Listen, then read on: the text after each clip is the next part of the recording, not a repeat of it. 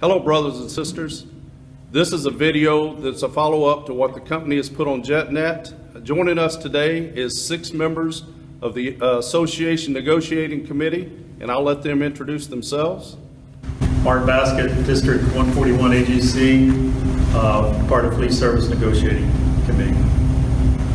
Andre Sutton, TWU, International Vice President, Fleet Service. Tom Regan, International Rep IAM, Association Executive Negotiating Member. Gary Peterson, TW International Vice President, also a member of the Executive Negotiating Committee. Sean Ryan, General Chair, District 142, member of the M&R Negotiating Committee. Tony McCoy, TW International, part of the M&R Negotiating Committee. And I'm Brian Parker of the TWU. I'm the Strategic Action Coordinator. And I'm John Coveney, General Chair, District 142, part of the Negotiating Committee.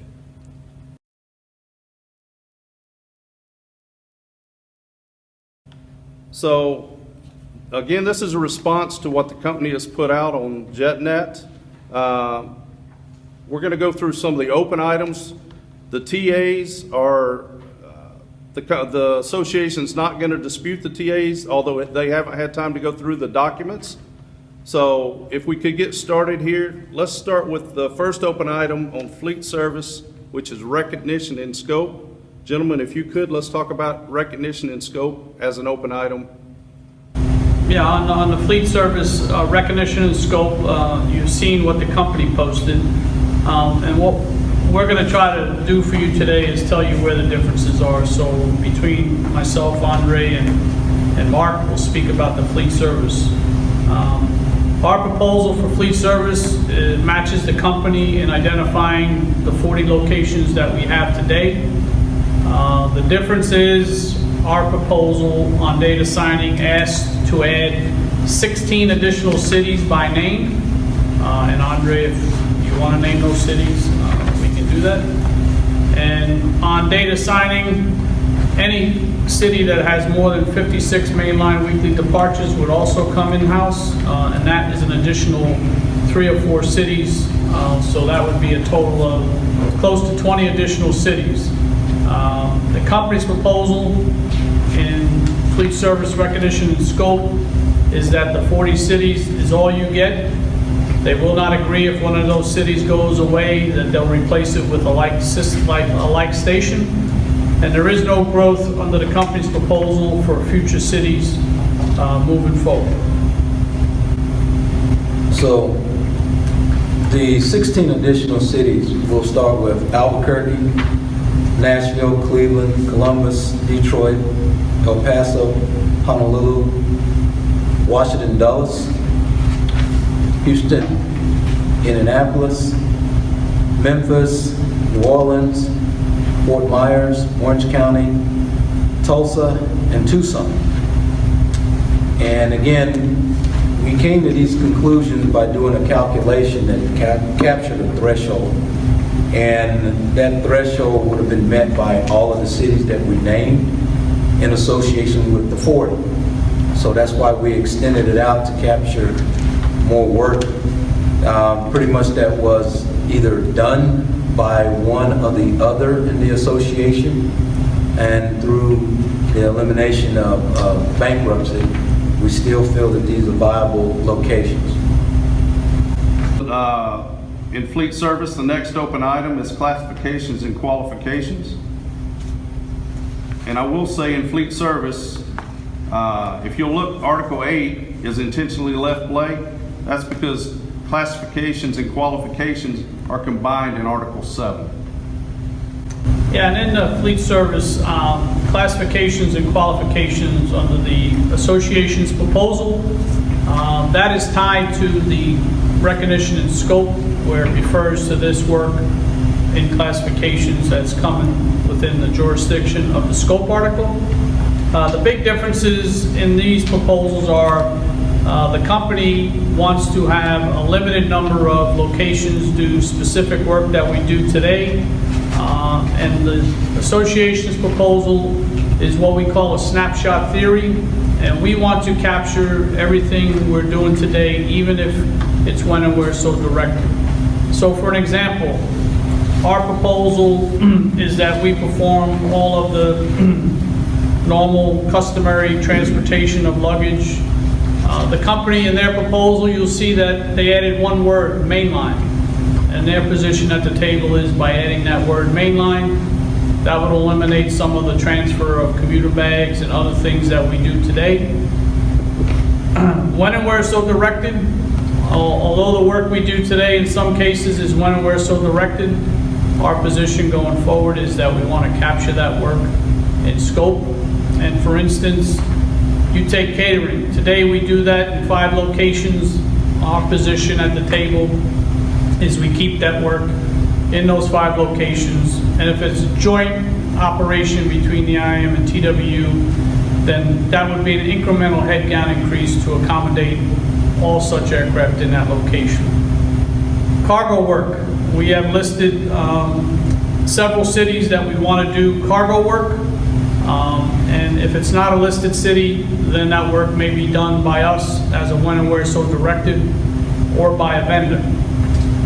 Mail work, we listed by name the cities that we want to do the mail work. And again, that would become part of scope. And if it's not listed, it would become when and where so directed. The icing, we've listed 20 locations, 19, I believe we own that work today. The company has offered, I believe, 5 cold weather cities, but make no bones about it. The caveat is those 5 cities would belong to association members. Unless the consortium or the airport took over that de-icing at a central location, in essence, you would lose that work through that process. So really, they guarantee you the work only if the consortium does not choose to have the airport authority do that work. Customary work that's lab and water. We do that work today in approximately 35 locations. Some of that work is when and where so directed on one side, and on the other side, that work is part of their scope. And our position is we will do all that work. Aircraft movement, we've agreed to language in the fleet service, but we agree to that language if it's not in conflict with the mechanic and related agreement, so we do not cross over. And as you know, when we get into mechanic and related, we have an issue with aircraft movement and towing. So as long as it's not in conflict, they'll be able to do that. Interior cabin cleaning on through turns and RONs. We do that today in some locations. Our position at the table is wherever we do that, we will continue to do that on both sides. And most of the other language in the company's proposal, we have reached some agreements. And we'll get into the cities that we talked about in a minute. Control center and central load planning. We have a big difference of opinion. If you read the company's proposal, the amount of work those folks own is very limited. And there's about 8 bullet points that tell you, in addition, this is what they may do. And I raise that because it's awfully funny. On the American side, those folks were previous management. And when they were accreted, the company used language to try to convince the NMB that they were not part of the classic craft of fleet service. And the language we proposed, that's their job duties, most of that came from their filing with the NMB. So it's awfully funny now that they're saying that it's not their work. And Andre and Mark, do you want to touch on some of the things we talked about as far as the cities and locations will do that work? All right, so what we did was a snapshot where we captured everything that we're currently doing today. Our position was to maintain and not to lose work. So what we did was we put up a template that outlined all of the work that we do in all of the locations. And the idea is to own that work going forward.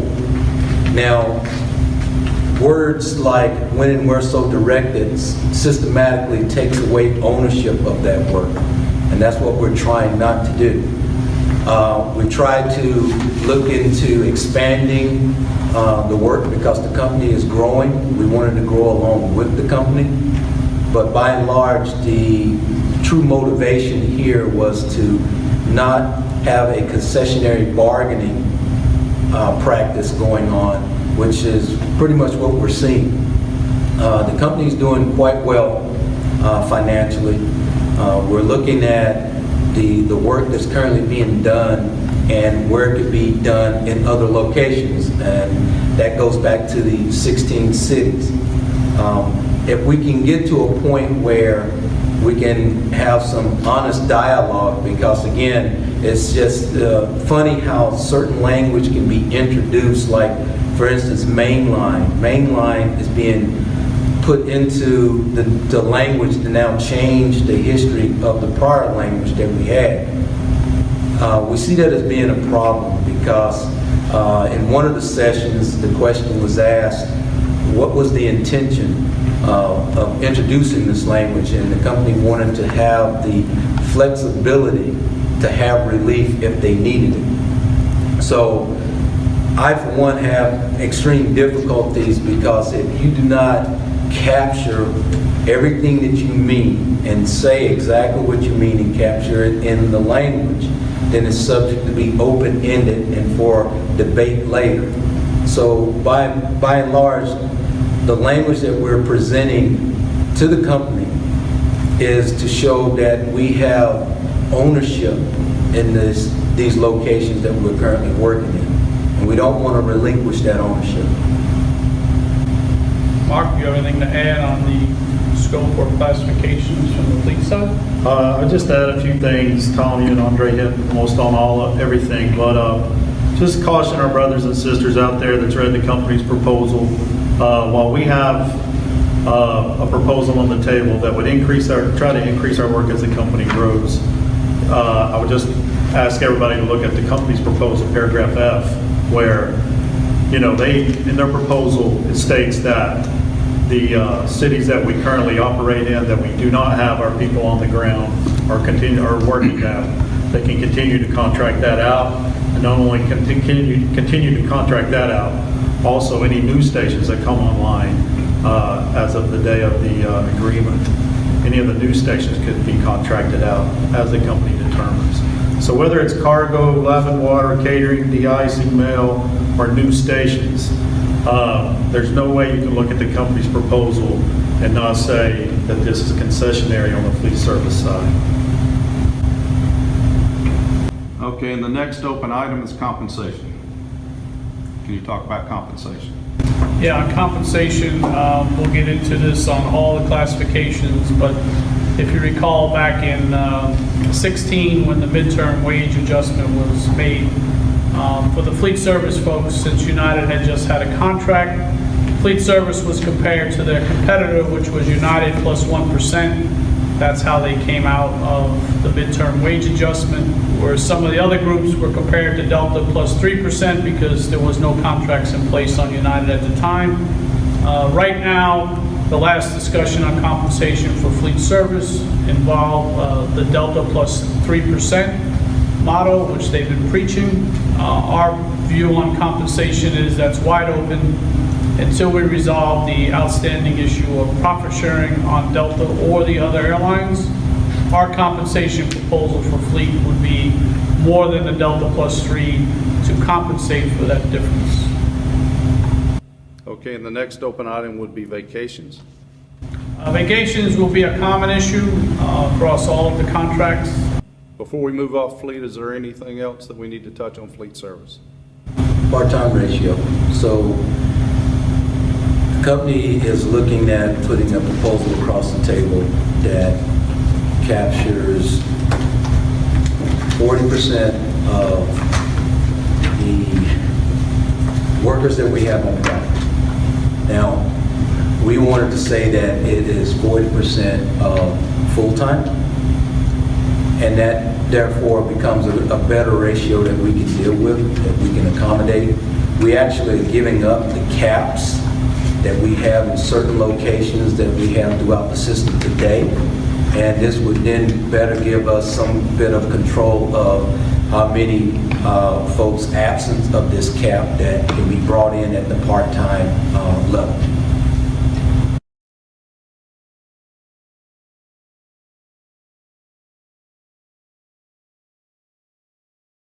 So moving over to Tech Ops, it's broken down into 4 separate books. We have the mechanic and related, material logistics specialists, the MCTs and MOC. We'll touch on mechanic and related first and then move into the other groups as we go. So everyone's aware that the tentative agreements that were posted by the company online, we're presuming that those tentatives are exact. We haven't gone through them all completely, but we're going to move forward as though they are what we've agreed to at this point. So everyone can follow along on JetNet to see exactly what we're talking about as we move through this video.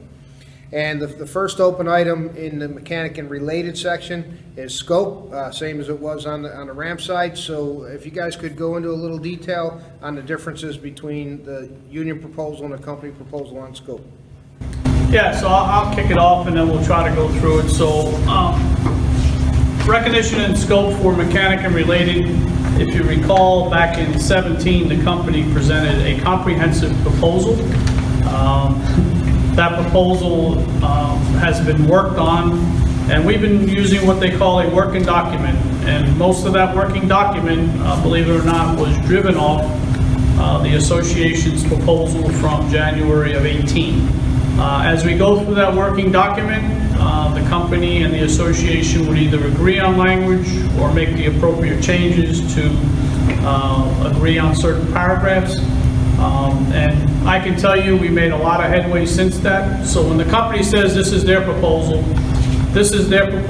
through working with the association to try to reach an agreement on a tentative agreement. So what we want to do is tell you what is open compared to the company's proposal and how that will affect you. So I'll do the first page and then we'll let Gary touch on a few things. So when you look at the company's proposal, all of the first page matches what we have. The second page, when you come to paragraph E in the company proposal, our proposal is that they'll perform base maintenance in Charlotte, Pitt, Tulsa, and DWH. The company says subject to further discussion with the association. The table discussion is that they want to continue or reserve the right to further have conversations strictly revolving around Pittsburgh. That does not mean closing, that does not mean anything other than they want to reserve that right. So when they put out subject to discussion with the association, it's our understanding from our last working document that that discussion revolves around Pittsburgh. And then when you get into all the other stuff, the 50% of the billable hours for aircraft overhaul, those all have caveats, but we agree to that language. The first big issue in the company's proposal that's missing is the minimum head count. I'll let Gary touch on that. Yeah, so Tom hits it on point that we agreed to language predicated on a minimum head count in the bases, and the way that was aligned was Charlotte, Pitt, and DWH would have a head count on data signing, that those 3 facilities would have to carry that head count. And it would be maintained throughout the 3 facilities. How or where the company placed them could move, but it'd be maintained. Tulsa would be a standalone, it'd be a snapshot of the size and the number of folks in Tulsa in the M&R group. And again, the company would fill those positions within the facility based around that proposal. So at last glance across the board, we had about 4,400 folks in the bases, and when we did the math out, we would subtract roughly 1,200 of those folks and say they belong elsewhere in the other 3 facilities. And again, that would be based on data signing, and that was how that was proposed. But none of this agreement comes together without all the components coming together, and what the company's presented is not their actual proposal, but to Tom's point, this working document, and they've left out all these important parts that our membership deserve to know exist in our proposal. Moving on in that same area, if you're following the company's document, I believe it's letter H, one of the things that we proposed in letter H, which we have today is for the base folks in Tulsa, is aircraft maintenance specific positions. Our perspective on that proposal was that we would have at least 50% of the back shops that would be maintained by aircraft maintenance technicians. They couldn't just backfill all of them with OSMs. That's similar to today's language. What we had asked the company to do was tell us what that percentage was. We proposed 50, but again, they owe us a response on what that number is and how that might look. They conveniently left that out of their proposal. And I'll go on to just continue on with line maintenance.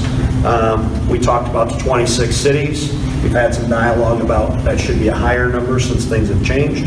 However, we do have an open grievance on DWH and line maintenance being done at DWH. Same thing there. We have language on the table that say if you're going to do line maintenance work at DWH, you're going to have to staff for that with mechanics that are line mechanics.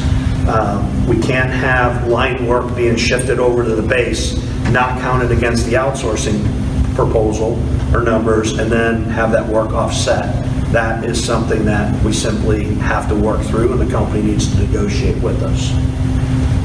Tom spoke about the situation with aircraft movement and how in the fleet book it speaks to not in conflict with the mechanics book. We've laid out the cities on where we would do all the aircraft moves. And so the way it reads today is item 1 on that same list, they talk about out-of-service aircraft. Again, what they left off as our proposal is the aircraft flight deck positions during aircraft movement that require an AMT and where those would be located. And those are, I think, 13 or 14 cities that we do it in today. Again, this is the proposals that are on the table, something where we were negotiating through that now the company has just erased from their proposal and said, well, that doesn't exist. And I think that is what has been some of the undertone of the membership and why they're frustrated with what they've seen is they didn't see our proposals. The company didn't present them as our proposals. And what they laid out was a working document minus our open language. Sean, you want to pick up from there? No? So on L speaks to line maintenance, scheduled line maintenance work that could be performed while a airplane is in a vendor for either overhaul visit or modification. And the company today has violated the agreement by allowing that scheduled line maintenance work to be performed by vendors. And we have many open grievances to resolve that. The agreement here speaks to allowing only time-sensitive scheduled maintenance to be able to release that airplane to service once it's done with its heavy maintenance visit or modification. Let me clarify the time sensitive. That's something that's on an MEL and has to be repaired to put the airplane back in service. That's one of the things that we negotiated as we were having this conversation, the term time sensitive, and that's important for everybody to understand. That's a placard that's going to expire while it's in that facility to be worked. And that is language that we recently entertained at the table, but what the company did not attach to that paragraph is that is pending settlement of grievance on that work. Actually, grievances, there's over 100 grievances on line maintenance work being scheduled during a mod visit, and we agreed to that language to resolve the issue pending settlement of the grievance. Without settlement of the grievance, then that language is not agreed to.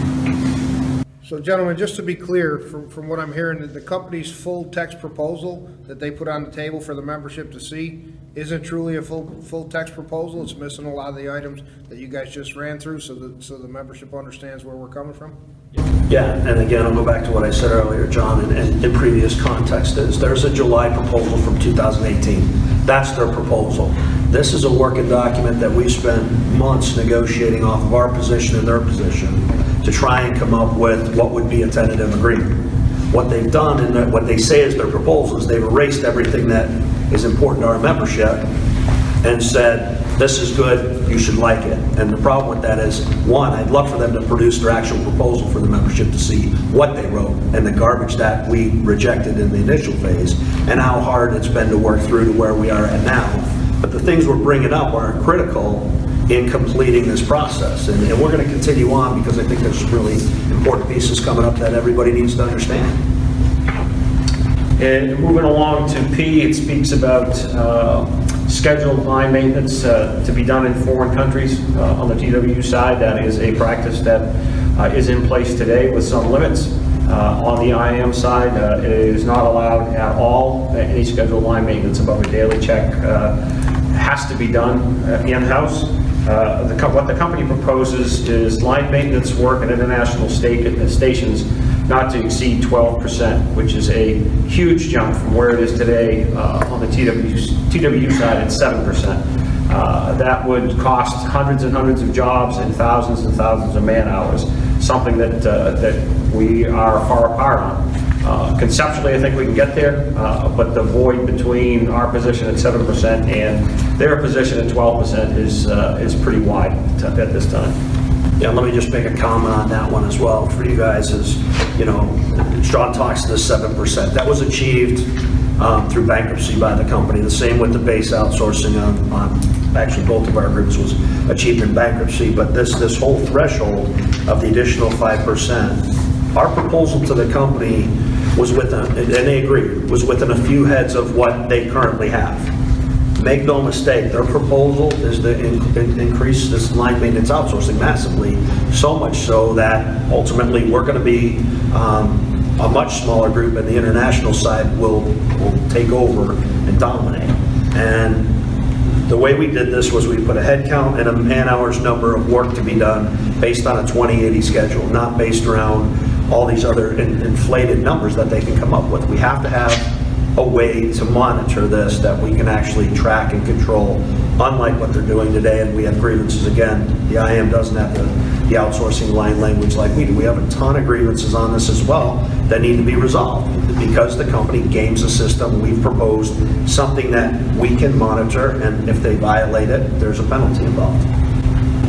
And that proposal on paragraph P, the company left out their proposed language. Their proposed language is not only 12%, how it's calculated, and it also allows other employees, other company employees or vendors, meaning management, to do that. And when we talk about this proposal, we drafted a proposal based on initial discussions, and we put limitations on how long the airplane can sit, no more than 16 hours, can't be a ferry flight. And we did that based on discussion at the table. When we made that proposal, the company came back and said that's not acceptable, which is what they told us they wanted. So therefore, they left their whole proposal out of their full text proposal and said, subject to further discussion. That's awfully funny because we've been discussing this paragraph for 5 months now, so I'd love to see what the future discussion is, because the previous discussion was X versus Y, so we'll take it from there. Now go on with the next one, and that's the line avionics. That's in our scope proposal. This is a subject that was brought forward from, both sides. We both have line avionics, and it's been a long-standing conversation on exactly where that line is drawn between the general and avionics. No doubt with the 737 MAX, you're seeing some of the important aspects of why the avionics guys need to be there. And so we've listed the cities where we currently have line avionics in place, that we want to continue to have that. And we've written that scope out on what exactly they would do based around what we believe is their scope of work today. We didn't inflate it and add in all sorts of other things. We actually went to what is the avionics work that any avionics technician would argue is their scope of work. And again, this is another way for them to come in and try and cut people out and reduce the overall workforce. We had many people on the TW side that were hired specifically as avionics technicians. That's how they came in the door. They didn't come in as a general. Their skill set was something that was widely held as important, and now the company wants to diminish that without a plan to train up everybody to the skill level that they're at. And again, this is another area that we're far apart on. Those people exist today.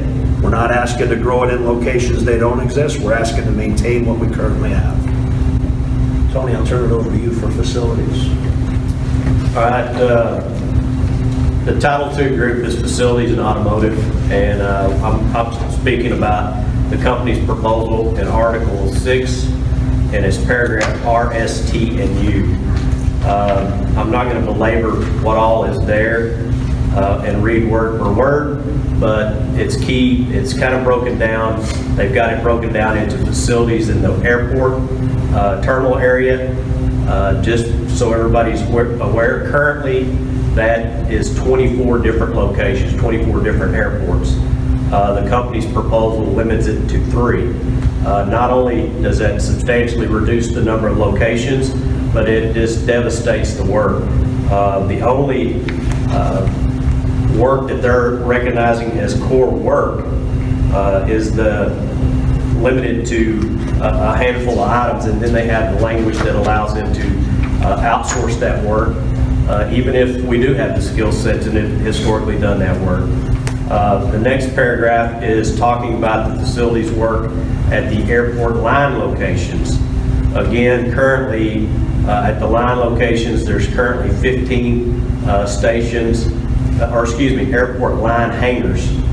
There's currently 15 different locations that the association covers with facilities where we're actually doing that work in those line hangars. The company, again, not only eliminating work that we're doing there, but they want to reduce those 15 stations down to 5. The next one is facility maintenance work in the maintenance bases. Currently, we've got 4 maintenance bases the association's performing that work, and again, the company's proposal is limiting that back down to 3. Pittsburgh is the one that they're not naming. Then we get to facilities work at airport hangars.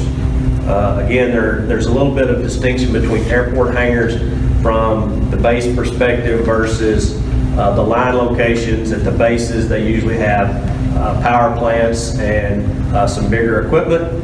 But again, the company's proposal, we currently have 5 of those locations.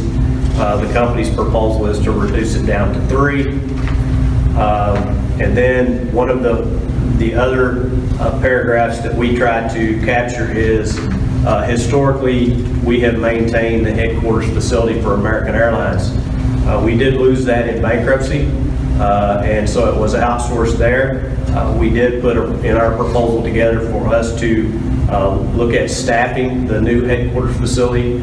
You see the huge facility that they're building, but that no different than the rest of the locations the company is opting not to allow us to maintain in their proposal. The other one, the last, is our ground equipment. The paragraph on it, again, currently from the association, we currently have 19 locations, and the company's proposal is 12. One of the other things that I need to speak to is the direct impact from the other work groups as it relates to both facilities and automotive. You heard Brother Basket and Brother Sutton speak about the fleet service and the locations where they were looking to try to grow or maintain. Historically, when it came to facilities and automotive, we were actually at all those locations as well, obviously to maintain their equipment and their facilities. So any of those reductions, whether they don't staff those locations going forward, or they pull them down, or if they eliminate the de-icing, the cargo, the catering, and the mail, all that has a direct impact on the facilities and automotive as well. Yeah, Tony, if I could, a couple comments on facilities for sure, is that the company's added some language which definitively gives them carte blanche to do what they want. Two components there. Language that says to the extent that the company maintains control of such facilities and equipment. That means if they give facilities back to the city where we do that work today, we would lose that right off the bat. Same thing on lease equipment. They go out and lease equipment and we would lose the control on that.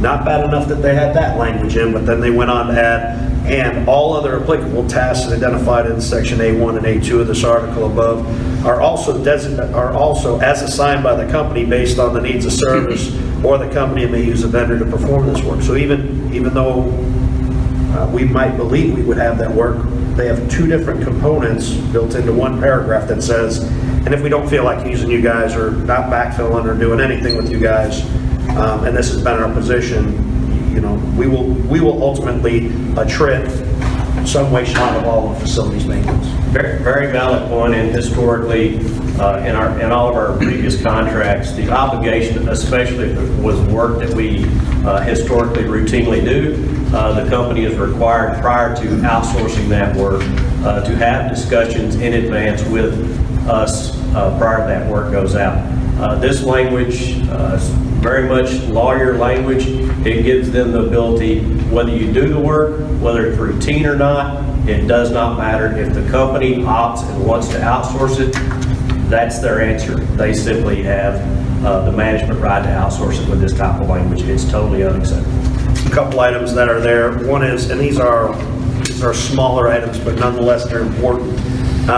The time frame that the company has to give us the reports on the outsourcing pieces that we do identify, and how quickly we're able to file grievances under those. You know, these are pretty intense reports that we would be getting, and we need time to identify if the company is violating the agreement or not. They actually want to take and shave that 6 months that's currently there to 90 days. No rhyme or reason. I mean, the fact of the matter is we just need time to review the document and make sure that this massive amount of outsourcing they want, we have time to validate it, but they want to cut that down for no other reason than to force us to miss something. And that, again, this is just another example of how they want to fight over things that exist today, that if they left it alone, probably this would be another issue that they can't justify why. Whether we file agreements within 90 days or 6 months is irrelevant. If they violate the agreement, they violate the agreement. Why such a high pressure, get this done, when you want to upside the amount of outsourcing? That language on the 6 months, again, is critical for us. This new airline is a lot bigger than either side was previously, and we need the time to be able to make sure and monitor, and then go back and validate and challenge and file agreements if necessary in outsourcing. And again, that kind of covers the different areas, I believe, in scope where we're apart. Tom, any? Yeah, it's just a couple things. You know, in miscellaneous, the company has proposed language to allow 50% of tech doc work to be contracted out. That's not something that exists today, and that's problematic for us. They propose supervisors may perform planner and tech doc work based on the needs of service when they're not available. That is an open issue. So really, to recap, mechanic and related scope. If we could resolve the issues related to where we're going to perform base maintenance, if we could resolve the issue of minimum head count in base maintenance, whatever that may or may not be, if we could resolve the percentage of the component shops being AMTs, whatever that percentage would be, if we could resolve the DWH base versus line work, which we have proposed language, the brake riding issue, settlement of the grievance for mod work for scheduled line maintenance, and resolve the international issue along with the other things we mentioned, the tech docs, the facility maintenance, the GSE, would probably be well on our way to resolving this article. But unfortunately, what the company's put out will cost our membership jobs in the long run in all areas, and that's not just something we're willing to accept. So that's where we're at with the mechanic and related scope. Okay, quite the detailed discussion on scope, so everyone can understand the importance of that. Scope tells us the work that we own. We'll move on to classifications, which is still an open item. Classifications tells us who does the work, so if you guys can go into detail on that, on the open portions of classifications. Yeah, classifications on mechanic and related is quite lengthy, as you can see. Most of the stuff we have agreed to. The only open issue that I'm aware of is the crew chief ratio in classifications, and right now we're apart 3 and 16, and the company's proposing 4 and 16, so we're apart on the lower end by 1 number, and that should be the only open issue in classifications for mechanic and related. As well as all the contracts where we have a crew chief ratio. Okay, moving on from classifications into filling of vacancies. Obviously, the size of the company is there's gonna be a lot of movement around, so if you could tell us what the open items are in filling of vacancies. So on filling of vacancies, this is about filling a crew chief vacancy, and really we're down to, again, one item. A seniority-based system. We've been able to reach agreement in the fleet service book on how they would backfill or fill a crew chief position using seniority as a basis to get there. MLS, which currently has that, will continue to use that process. But the company still wants to have a system where they do interviews and pick who they want to be the crew chiefs in the aircraft maintenance role. And it hasn't worked thus far from a mechanic's perspective, speaking from the mechanic side. We're looking at a seniority-based system, and we're open to concepts on that. But at this point, the company hasn't gotten us to a place or been willing to agree on a seniority-based system. They want to continue down the road and pick who they want. And again, we work off seniority. That's the basis of a union, and this is one that, you know, we've been fighting through for a long time, trying to come up with a solution and seeing it in everybody else's, you know, so to speak, books. This is problematic. Okay, moving on to compensation. Obviously, the company's thrown some numbers out on the table that don't apply to everyone, so go into detail on compensation if you would.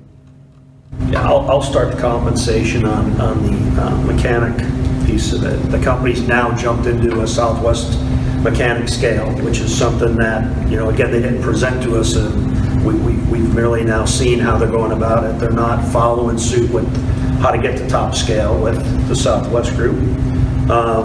Certainly, they're not following the pay rate schedule, meaning the raises on the Southwest group. Tom hit on the profit sharing. They're not following the Southwest profit sharing. And again, I don't know the specifics of right now who's the exact highest in premiums. We believe it's Delta, but I would tend to believe that they're under the number for what they put out, as well as on pay premiums for the folks at Delta. So again, if this proposal is truly to be industry leading, compensation is more than just what you start on your date of signing. It's what you make through the duration agreement and all the other components of pay. I'll let you speak to the other groups now. Yeah, and as you all know, we have several former accredited groups, the tech docs, the planners, the AOG, the material, the QA auditors. Initially, a lot of those didn't have anybody that compared on the other airlines. And the original discussion at the table was, since we know we have clear identities as AMTs on all the properties, whatever percentage that increase produced, the discussion at the table was that percentage would be applied to the other groups to make it equal. So that has changed now that Southwest has been thrown into the equation. Now that Southwest is in the equation, the company has put out whatever that percentage would be for an AMT, and so be it if that's the case. It is what it is. But now the other groups, they're still using the philosophy of the old percentage prior to Southwest. So in all honesty, compensation is probably one of the last things that will be resolved in negotiations, but it's a very vital piece to know where we're going. And we have not had a chance to discuss those issues since Fort Lauderdale, because it was not until Fort Lauderdale that, through the mediators, they indicated to us that the company would be willing to go to Southwest wages, but there was never anything presented to us at that meeting. So we still have some work to do, and if the company's telling the truth and the number is what it is, then we'll deal with that at the table. We're not going to deal with that through the mediators, so we have to get face-to-face to resolve that issue.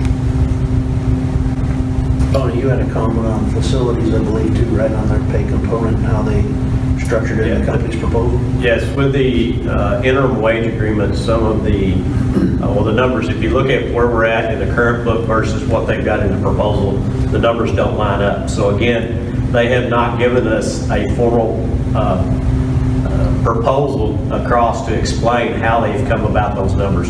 So there's clearly some disparities on the actual scales and how they came about those numbers. Okay, moving on to vacations. Vacations still open item. Yeah, and again, vacations will be common for all of the books the association represents.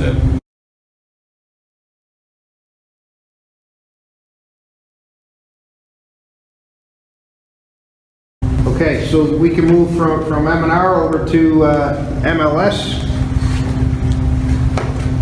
So under the material logistics specialist articles, we have tentative agreements, same as before. And a lot of the articles that are open are similar to what the mechanical related were, but we'll start with recognition and scope. Yeah, Yeah, so on scope, it's fairly simple. You know, the discussions at the table have been, we need to know where M&R is for us to conclude where MLS fits into that equation. And that scope will mirror, it won't be exactly the same, but it will mirror along the same lines as our M&R, meaning the mechanic and related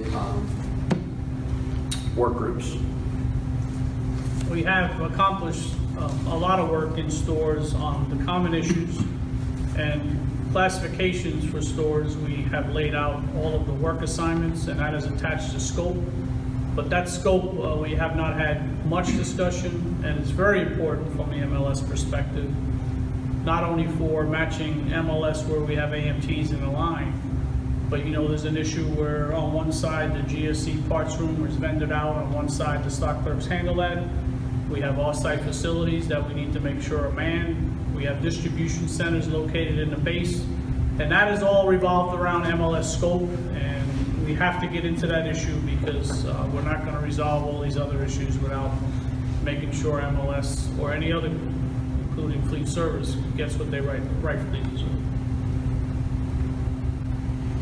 Okay, right from scope into classifications. On MLS. MLS. Classifications, I think the same issue is open there with the crew chief. I think that's the only issue. We did spend a lot of time with the representatives from the stores group, Mike Bush and Mark Huffman, and we laid out classifications similar to how we laid out classifications for fleet. And really the only difference in that proposal is the crew chief, and then tying that to scope and then capturing the exact work and locations they have. So if we can resolve those issues, I think we'll be okay. All right, next will be Article 16, compensation for MLS. Yeah, so compensation is another interesting one with the company. Again, there's a ratified agreement at Southwest that was recently done. Again, when it comes to the MLS group, no different than anyone else. We expect that the company would compare them to the industry, whoever's best, put that in there, and then have a pay component. Again, that accounts for what profit sharing might be in those other components, what their premiums might be, so on and so forth. Thus far, they haven't really shown us what they're looking at or outside of what they put on the table in their presentation. But again, that piece of the bargaining, as Tom said, based on what the company said, needs to be examined and reviewed, compared, and then put together as obviously a tentative agreement. And each one may be a little bit different based around what contract is the superior one out there. Shift definition and differential, the company's proposal, there's some outstanding issues there.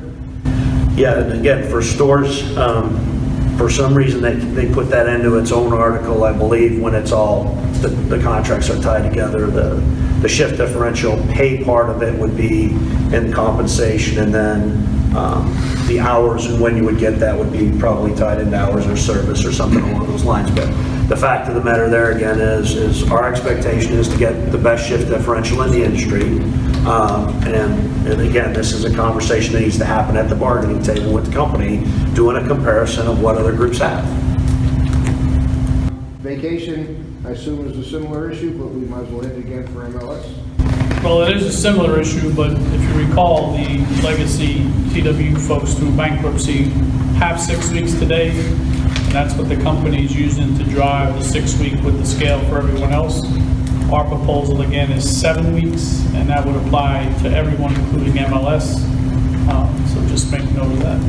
Yeah, and just a comment to Tom's point on that, the 6 weeks and where you get it is critical. If you compare to, in this case, United, and they're getting it that much earlier, that's a lot of compensation that we're missing, time off compensation that we're missing out for. And again, this is a dialogue at the table that the company just has refused to engage in.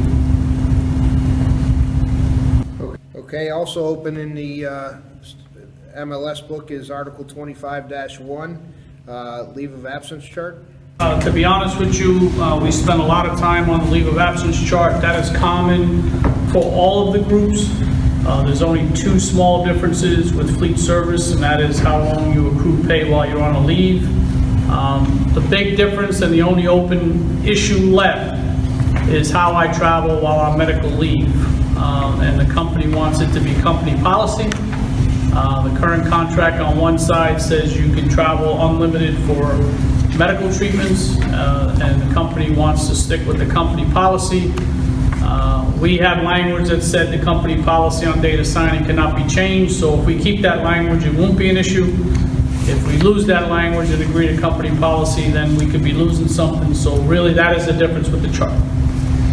Okay, and then Article 26 is limited duty. There's still open items there as well. And again, this just goes back to the company and not having it together.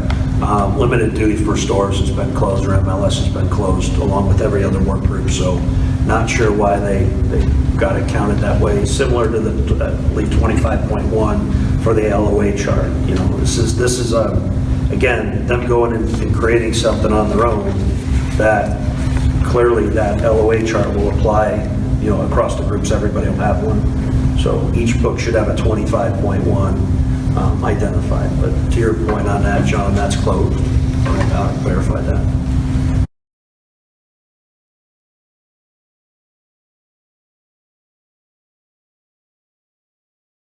Okay, let's move over to the MCTs, the open articles there, starting with scope.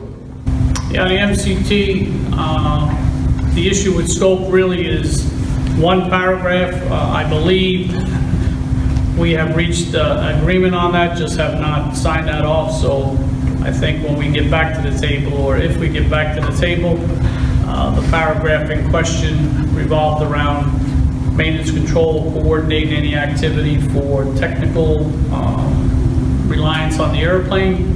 I think we've come up with some wording that will resolve that issue, so therefore, once we get back to the table, it should not be an issue. Okay, and next is compensation. Yeah, compensation will fall in the same bucket. I believe now they've compared the MOC, or maintenance control as we know it, to Southwest also. So again, that compensation piece will fall into not only the facilities, the GSC, the AMTs, the MOC, fleet service, stores. We have to get a handle on what we're doing with that, but to be honest with you, right now, resolving all of the language issues is of importance. And then once that's resolved, we can spend our time on compensation and make sure that's appropriate. And then if we could ever reach that, we'll have a deal. Okay, and then I notice on Article 17, it's intentionally left blank. Can you speak to that? Okay. Most of the MCT language has been completed, so unless that's tied to the article before it, I'm not sure. Okay, and vacations? Vacations would be similar to everyone else, no different for any association represented in court. Okay, and I know you're gonna, Article 29 and 30 is benefits and retiree benefits. I know we're gonna cover that at the end. Article 33 and the MCT's grievance procedures left open. Grievance procedures left open not only for them, but for all of the mechanic and related. It's been closed on fleet service. And that issue resolves around in what time frame can the company issue discipline. And most people who see this today on the Legacy US side would know it's the 5-day limit. And our brothers and sisters in the association on the TWU, that is the only paragraph left in the entire grievance procedure. And if we can resolve that, we actually have it bundled, 5 items on the table, which includes that. And if we can resolve those 5 issues, which are small issues, we should be able to resolve that issue. Okay, and Article 35, general and miscellaneous. General miscellaneous is a catch-all for all the contracts. Most of it's been resolved. I think on MLS, they made an error by not including drug and alcohol for the first test not being automatic termination. And the other items in there are space positive travel for training, space positive travel for union business, and so forth. So really, those issues are small in nature, and hopefully they'll fall in place at the right time, but most of general has been done.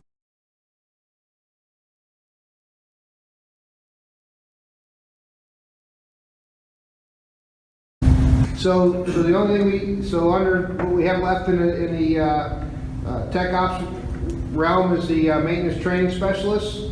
And Most of the articles are the same as the other groups, but the one we'll start out with first is oops, scope's done. Definitions. Obviously, that's going to get fixed.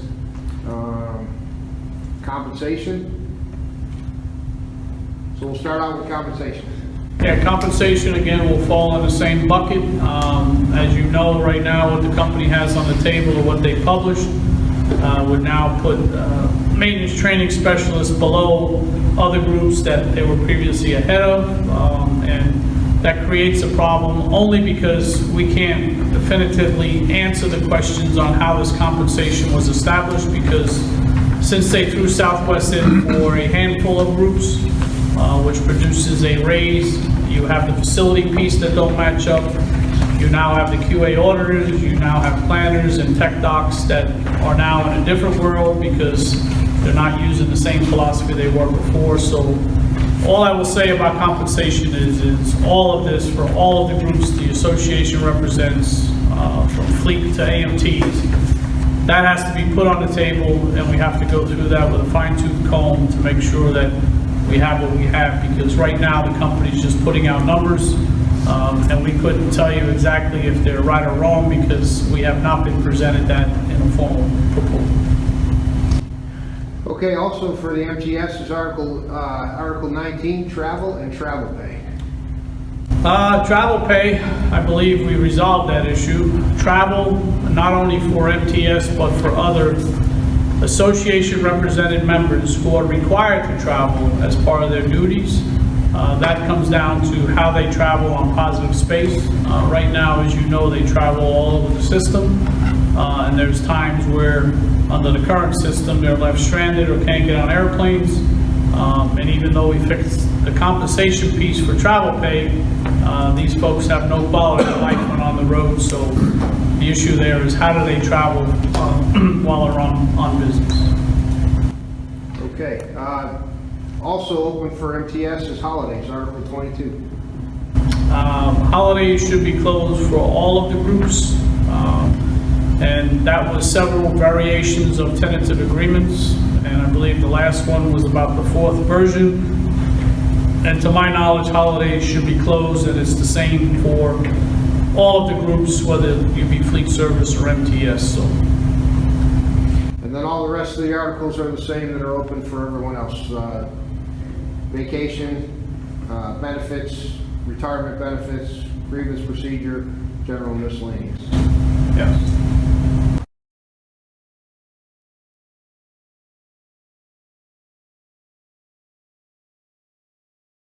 Now let's go through some of the things that are common for all groups, if we could, and let's start with compensation. Yeah, as we said before, compensation for all of the association represented classifications have a different methodology. As of late, 2 weeks ago, the company had indicated that they were willing to throw Southwest into the mix for certain groups. That changed the dynamics for that group, along with some of the other groups, and how we calculate their compensation. Along with that, we have the profit sharing issue, that whether it's Southwest or Delta or so forth, the compensation that's out there does not compensate us fairly for the difference in the profit sharing. So in fairness, compensation right now has changed as a result of Southwest. Those numbers have not been presented to us face-to-face to understand how they came up with those numbers. Once we resolve all the outstanding issues that need to be resolved in scope and other articles that we have, compensation is usually the last piece to be resolved in most negotiations, so I don't see any different here. So in all fairness, compensation piece we'll have to work through. Along with the compensation piece, there's some outstanding issues with premiums, whether it be crew chief premium or tower premium or other premiums associated with certain groups. Those issues all will be dealt with at the same time, so compensation is something that we'll deal with as we go through this process. Also like to add on that, there's a couple of outstanding issues that they put into the proposal regarding flex rate. One is that folks on flex rate will be fixed at that point until their time catches up. That's something that obviously the midterm wage adjustment created, and we've been trying to resolve that since that time with the company. But they've also added in a crazy convoluted way that if there's a reduction, the person that moves would be at a higher scale than somebody at the station that they might be reduced to. And that, again, these aren't things we agreed to. These are company proposals that we're not in agreement with.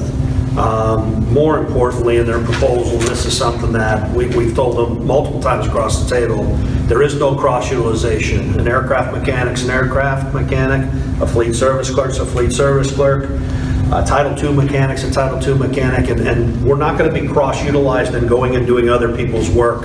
And they've put something into this proposal that we've never agreed to, and I thought we had many conversations that they understood and agreed that that wouldn't be in their proposal, yet once again would see it written in here. Now this is a 4-3-19 proposal that they're saying they gave us, and again, this doesn't really add up to much. So if you look at the premiums, to Tom's point, the pay premiums for shift differential, the pay premiums for what we would call higher capacity, crew chief pay, those types of things, we don't believe they're the industry's best at this point either.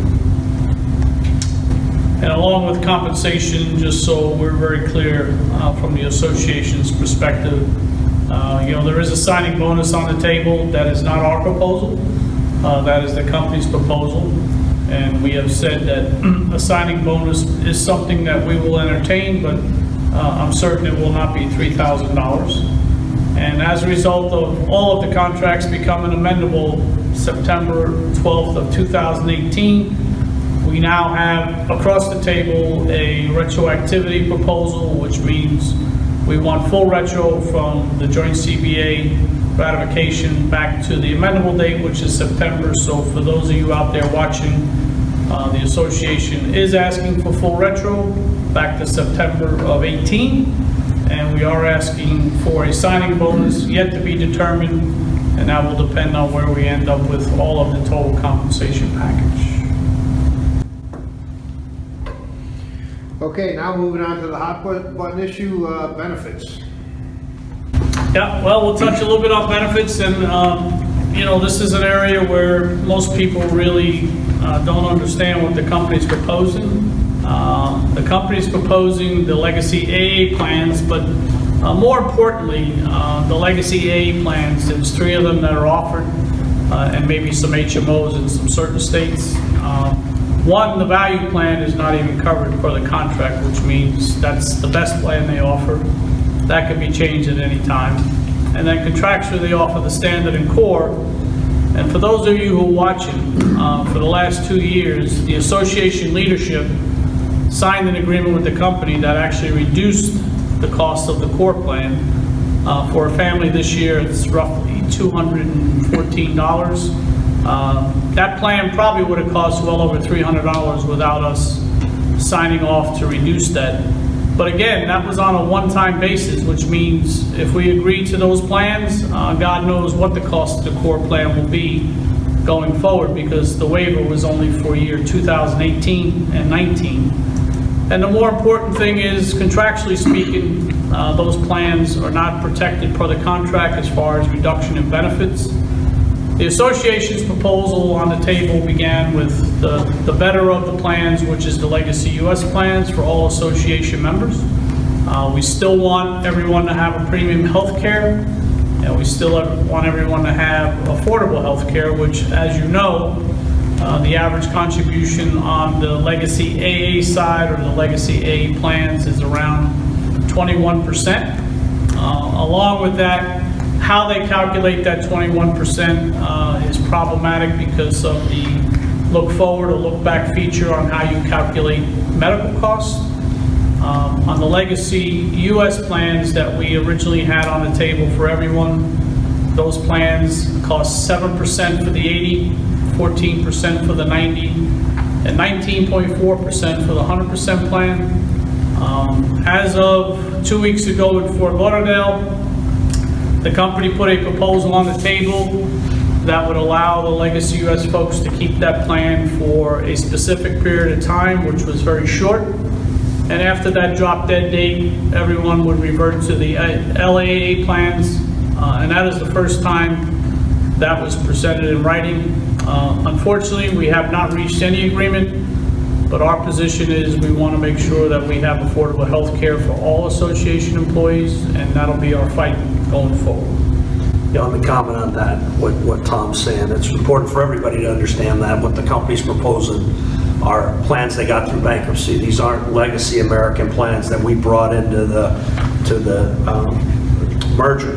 These are plans that were forced upon us in bankruptcy, and there's some really important areas that everybody needs to understand. The company can now go in and change the plans without us having a say. So they can change the plan features, they can change the prescription plans. The other thing is the look back feature. Today, cost is based on the company's projected cost next year. We have no way to audit that cost, we have no way to validate that cost. It's just 21% of whatever they say.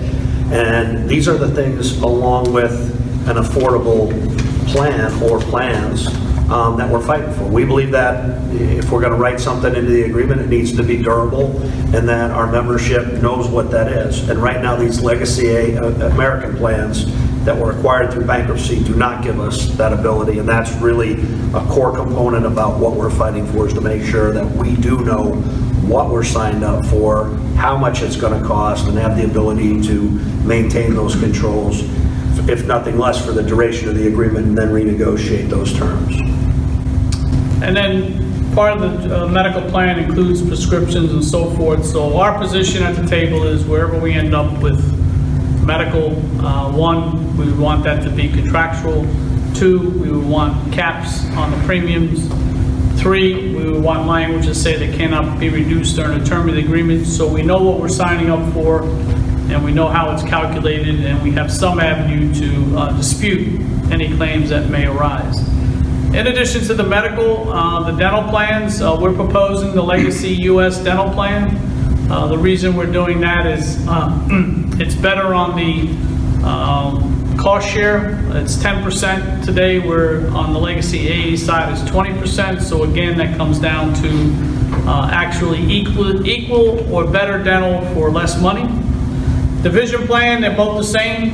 Our proposal is either one is fine. Long-term disability, today, one side has it through the company, one side has it through a vendor. Our proposal is to try to standardize that, being LTD is through the company for all association employees. Short-term disability would be through a vendor sponsored by the union, payroll deducted. Life insurance. Today, one side has $35,000 paid for by the company, the other side has 70. We're proposing the 70, and then you can carry additional coverage up to 8 times your salary. That's something that is on the table to maintain the 70,000 plus 8 times coverage. Retiree life insurance, our proposal is between the ages of 55 and eligibility for Medicare, that we would have retiree life insurance. Today on Legacy US, you can carry 2 times your salary, even though the cost is pretty high.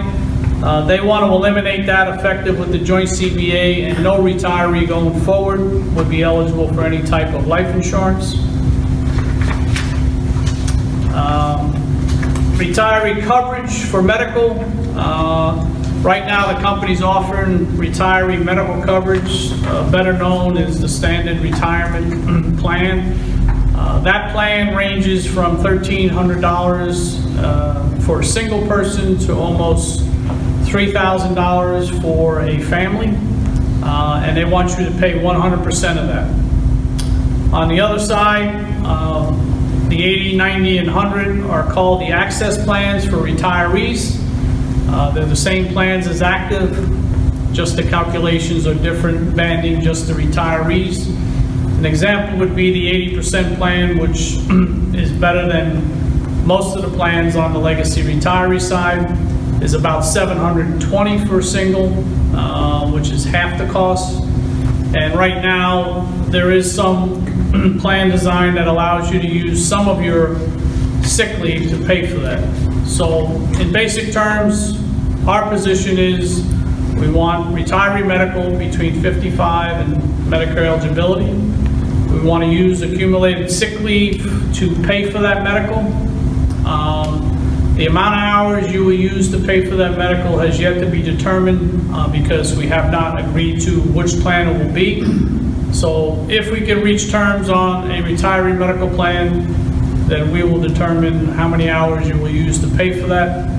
On United and Southwest, both, whether you're an AMT or fleet service, they have provisions to allow you to use so many hours per month to carry you to Medicare eligibility, and our proposal will be no different.